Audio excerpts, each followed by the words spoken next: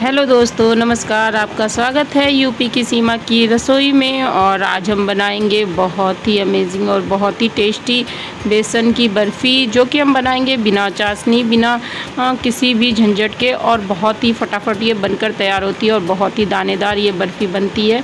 तो ये बहुत ही खाने में लाजवाब है और एकदम हलवाई स्टाइल में है। जैसे हलवाई बनाते हैं ना बर्फ़ी बेसन वाली, वैसी ही है। और ये बर्फ़ी बहुत ही अमेजिंग बनकर तैयार होगी। तो हम बनाते हैं बिना चाशनी की ये बर्फ़ी। तो चलिए शुरू करते हैं।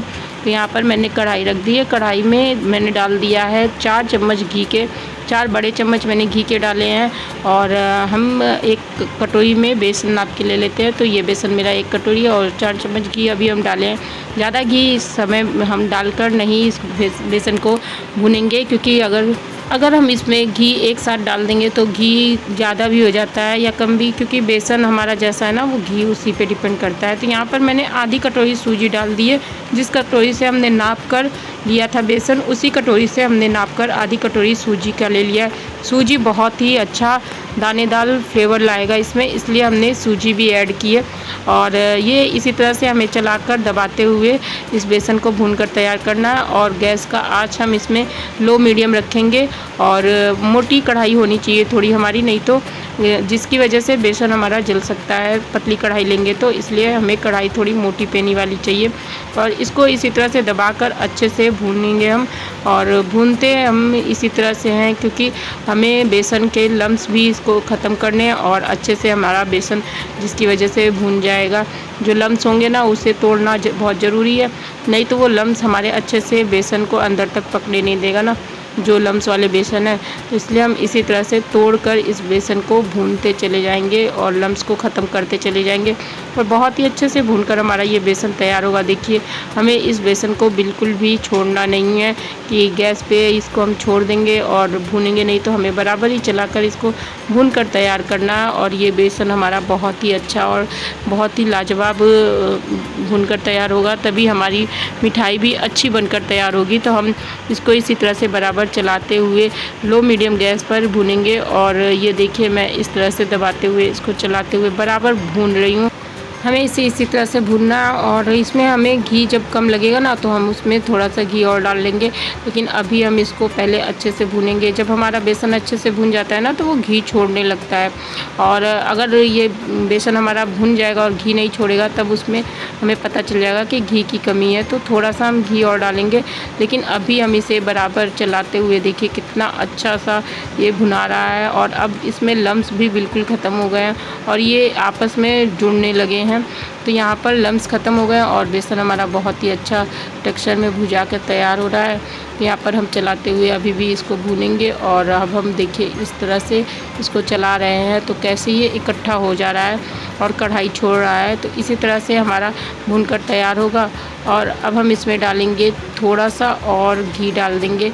बहुत थोड़ा सा घी चाहिए हमें, मतलब 1 चम्मच हम और घी इसमें डाल दिए हैं। और अब इसको डालकर हम इसको अच्छे से फिर से चलाकर मिला लेंगे। यहाँ पर हमारा बेसन थोड़ा सा सूखा लग रहा था, इसलिए हमने 1 चम्मच और घी डाल दिया है। तो यहाँ पर अब घी को चलाकर बराबर से मिला देंगे और थोड़ा देर और हम इस बेसन को भूनकर तैयार करेंगे। और बहुत ही अच्छा खुशबू आ रही है इस बेसन से और बहुत ही कलरफुल भूनकर हमारा तैयार हुआ। मतलब थोड़ा सा कलर इसका डार्क हो गया बेसन का और अब हमारा बेसन में हल्का कलर आने लगा है। तो हमारा बेसन अब भुन रहा है, मतलब अच्छे से एक सोनापन जो होता है ना हमें बेसन में लाना है, वो इस कलर से हमें पता चल रहा है कि हमारा बेसन अच्छे से भुन रहा है।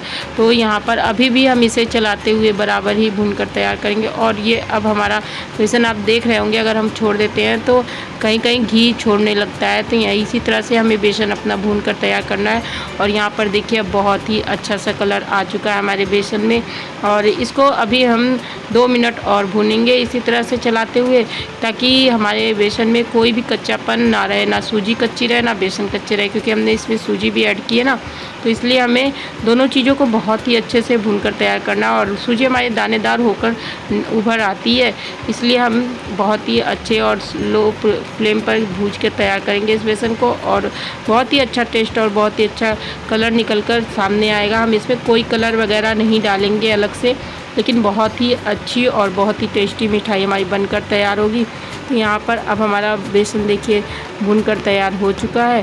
तो यहाँ पर हम 2 मिनट भून लेते हैं और बेसन को अब इसमें डालते हैं हम 1 कटोरी चीनी, जो कि मैंने बारीक पीस कर ले ली है। तो मैंने 1 कटोरी चीनी ऐड कर दी है। चीनी आप अपने हिसाब से ऐड करिए जितना आपको मीठा खाना पसंद हो। और आधे टीस्पून मैंने इलायची पाउडर डाल दिया। और इलायची पाउडर डालने के बाद अब हम चीनी और इलायची पाउडर और बेसन को अच्छे से मिक्स करते हुए चलाएंगे। और इसको अब हम बराबर इसी तरह से चलाएंगे जिस तरह से हमने पहले बेसन को चलाया था, ताकि इसके लम्स ख़त्म हो जाए। बेसन, चीनी और इलायची पाउडर सब एक में मिलकर अच्छे से हमारा एक बैटर तैयार हो जाए। सॉरी, बैटर नहीं, डो तैयार हो जाए। और इसी तरह से देखिए हम बराबर चलाते हुए चीनी और बेसन को आराम से मिला लिए और बहुत ही अच्छा सा हमारा ये टेक्सचर तैयार हो चुका है।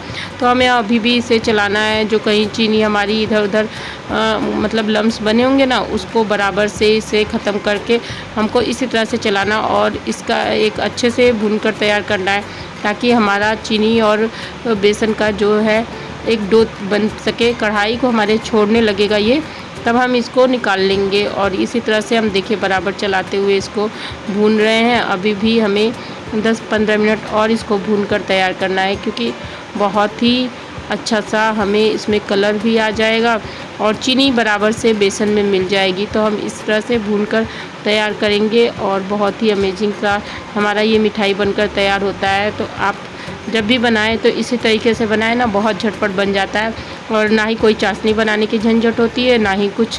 और बर्तन भी एक ही बर्तन में सारा काम आपका हो जाएगा। तो यहाँ पर अब हमारा बेसन भून चुका है, आप देख सकते हैं बहुत अच्छा सा कलर आ गया। तो हम यहाँ पर एक कंटेनर में हल्का सा घी लगा लेते हैं और इसी में अब हम अपने बेसन को डालेंगे और डालकर इसमें हम इसे जमाएंगे। तो आपको जैसा भी मतलब जमाना हो ना अपने बर्फ़ी को, मोटा पतला, तो उसी हिसाब से आप बर्तन लीजिएगा। आप इसे थाली में भी जमा सकती हैं, किसी बॉक्स में भी जमा सकती हैं। तो मैंने यहाँ पर एक बॉक्स लिया है और उसमें जमाएंगे, बहुत ही अच्छा बनकर तैयार होता है। इसी तरह से देखिए मैं स्पून से डालते जा रही हूँ और स्पून से ही इसे बराबर बैठाते चली जा रही हूँ, मतलब सेट करते हुए चली जा रही हूँ। तो इसी तरह से हम बनाकर अपना तैयार करेंगे और बहुत ही अच्छा सा ये तैयार होता है हमारा बर्फ़ी। और इसी तरह से हम जमाएंगे और इसको इसमें जब हम जमा देंगे ना, तो इसको हमको जमा कर इसे रेस्ट करने के लिए भी रखना होगा। तो हम अभी इसे फ़िलहाल जमा लेते हैं। तो आप देखिए इस तरह से हम इसे बैठाते हुए बराबर से चम्मच से बैठाकर चारों तरफ से अच्छा सा एक शेप दे देंगे और ये शेप बहुत ही अच्छा आएगा बर्फ़ी में हमारा। हम आपको आगे काट के इसे दिखाएंगे, तब देखिएगा आप कितना अच्छा शेप आया हमारी बर्फ़ी का। और बिना किसी चाशनी वगैरह के ही हम इसे बहुत ही आराम से बना लेते हैं। इसे कोई भी बहुत ही आराम से बना सकता है। बस थोड़ी सी बातों का ध्यान रखना होगा कि हमें किस फ्लेम पर गैस को रखना है और किस तरह से भूनना है। तो हम इसमें थोड़े से बादाम के कतरन डाल दे रहे हैं और यहाँ पर बादाम के कतरन डालकर हम इसे अच्छे से स्पून की सहायता से बैठा लेंगे। तो यहाँ पे बादाम के कतरन जब हम डाल लेंगे पूरा अच्छे तरीके से ना, तो इसे स्पून से बैठाते हुए हम स्पून की सहायता से हल्का हल्का दबाते हुए इसी तरह से हम इसे बैठा देंगे। तो यहाँ पर बादाम हमारा सेट हो जाएगा एकदम बर्फ़ी में। और इसे जब हम काट के निकालेंगे ना, तो बादाम इसमें सेट ही रहेगा, निकलेगा नहीं, मतलब गिरेगा नहीं। तो यहाँ पर देखिए बहुत ही अमेजिंग सा हमारा बर्फ़ी अब जम चुकी है और हम इसे इसी तरह से चम्मच से आराम से बैठा देंगे बादाम को। और बैठाने के बाद हम इसे रख देते हैं कम से कम 2 घंटे के लिए रेस्ट पे। अगर आपको जल्दी हो ना, तो इसे ठंडा होने के बाद फ्रिज में रख दीजिए 1 घंटे के लिए और ये बहुत ही अच्छे से हो जाएगा। और ये देखिए हमारा 2 घंटे हो चुका है। तो हम इसको अब कट कर लेते हैं। ये हमारा बहुत ही अच्छे से सेट हो चुका है। तो हम इसको बहुत ही आराम से, आप जिस शेप में चाहे उसी शेप में कट कर सकते हैं। तो मैं इसे बर्फ़ी शेप में ही कट करूँगी और यहाँ पर बहुत ही अमेजिंग सी ये बर्फ़ी तैयार होगी कट के। यहाँ पर देखिए अब मैं इसे काट लेती हूँ और काट के निकाल के आपको दिखाऊंगी कि कितना अच्छा सा ये बर्फ़ी और कितना यम्मी लग रहा है देखने में। ये तो जितना ये देखने में यम्मी लग रहा है उससे कहीं ज़्यादा ये खाने में यम्मी है। तो यहाँ पर आप जैसे आप बाज़ार से बर्फ़ी खरीद के ले आते हैं उससे तो काफ़ी अच्छी है, जैसे ये हलवाई बनाकर हमारे तैयार करते हैं ना, एकदम उसी तरह से बनी है। लेकिन खाने में इसका टेस्ट काफ़ी अच्छा है, क्योंकि बाज़ार में तो केमिकल वगैरह का यूज़ करते हैं, हमने इसमें कोई केमिकल कुछ भी नहीं डाला है और बहुत ही अच्छी चीज़ों से हमने इसे घर में ही बनाकर तैयार किया है। तो हम इसे बर्फ़ी को सारा निकाल लेंगे अपने प्लेट में और इस तरह से देखिए हमारी सारी बर्फ़ी निकल कर तैयार हो गई है। और अब हम इसे सजाकर आपको दिखाते हैं इस प्लेट में कितनी अमेजिंग लग रही है और खाने में तो बहुत ही अमेजिंग है दोस्तों। तो इस तरह से आप भी ज़रूर अपने घर में ये बर्फ़ी बनाएं और बनाने में भी बहुत ज़्यादा टाइम नहीं लगता, बहुत ही झटपट बन जाती है ये बर्फ़ी। और हम इसे बिना चाशनी के, बिना किसी झंझट के बनाकर तैयार कर सकते हैं। जब मन चाहे आपको कोई मीठा खाने का तो आप घर से में ही आराम से इस तरह से बनाकर तैयार कर सकते हैं और बहुत ही लाजवाब इसका टेस्ट निकल कर आता है सामने दोस्तों। तो ये देखिए हमारी बर्फ़ी बनकर तैयार हो चुकी है और ये देखिए कितनी अमेजिंग लग रही है, कितनी दानेदार लग रही है। आप देख पा रहे होंगे कि कितनी अमेजिंग और कितनी दानेदार ये बर्फ़ी लग रही है। तो आप भी इसी तरह से बनाइए, खाइए, खिलाइए और अपने अनुभव हमारे साथ ज़रूर से शेयर करिए।